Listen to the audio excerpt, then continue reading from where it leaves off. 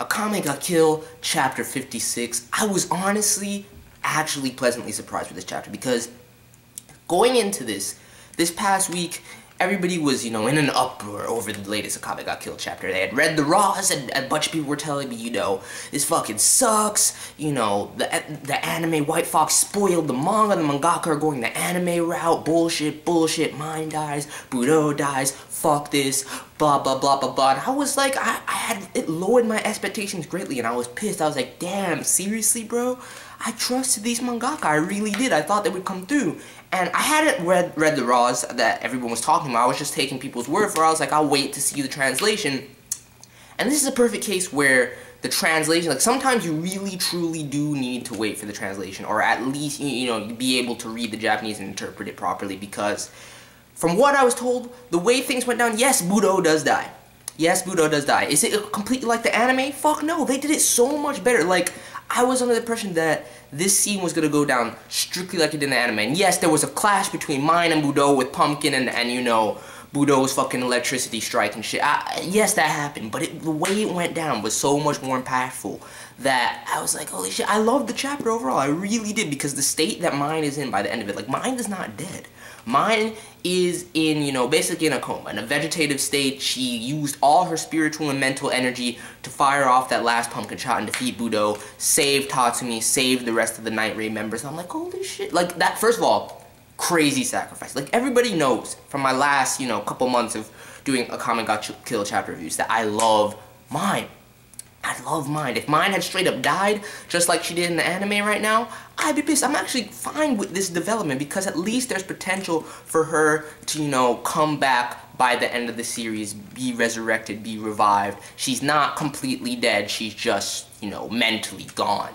And so I have hope deep down inside that she'll come back. Even if she doesn't, it's quite tragic, it's quite sad, and it is different than what took place in the anime. It straight up is. Because first of all, the way that the fight broke down continued with Tatsumi going in. Tatsumi once again beasting hard, dude, with Incursio's new form. He lands a hit on Esdeath.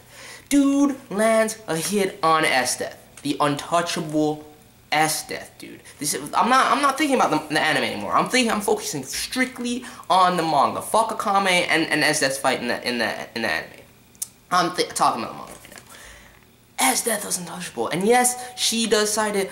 Tatsumi himself cites it that she's letting her feelings for him cloud her judgment slightly, and, allowing openings. She's not taking him seriously as a warrior. She wasn't during the battle.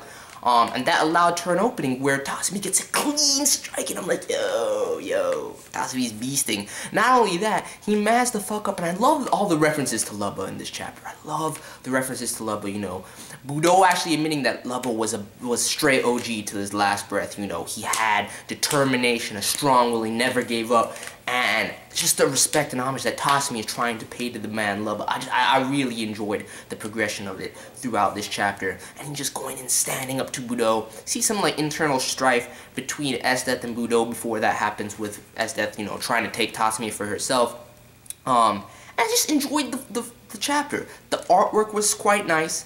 Having Leone, Akame, mine, Tatsumi all going in against Esdeath and Budou once again. The way it progressed, Budou getting fucking enraged, going in, an agenda swooping down, shooting off some blasts with the Danger Beast to, disrupt the action and get them to escape. It's not like that whole thing took place in the arena either. And I like the progression how Tatsumi, fucking slime prime minister prick of a fiend, poison barbed Tatsumi's incursio blade. Straight up fucked with the man, poisoned him, such that they had to straight up escape. Tatsumi collapsed by the end of this. And that's what makes mine sacrifice all the more impactful, because, first of all, they were escaping, and Budou just straight up God mode, hovering in the air, like, shh, I'm gonna drop lightning down here, like, what the fuck? And mine's like, I have to protect Tatsumi, I have to protect my friends, goes in.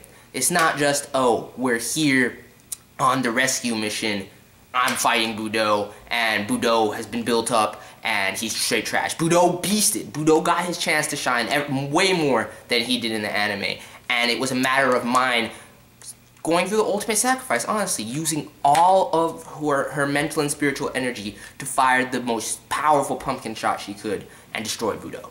I think it's Beast. I'm just being straight up honest with you guys. I think it's Beast. I think that, yes, there are similarities to how things progress in the anime. Yes, the anime might, if the mangaka choose to follow similar parts of the story and progression of the story that the anime did, yeah, it's kind of spoiled things, and it kind of sucks, because, yeah, this kind of did take place with Mine defeating Budou in anime. I see where people were coming from, but first of all, Mine didn't die, which is clearly a translation thing where people need to really, you know, inspect the chapter. But her eyes were fucking open also, so I don't get that. But, you know, Mine didn't die, and the way in which it took place was so much more impactful to me. This is what I thought would happen. If there were scenes from the anime redone in the manga in this way, I trusted these mangaka, and they're coming through for me to make it more impactful, to make it that much more well done.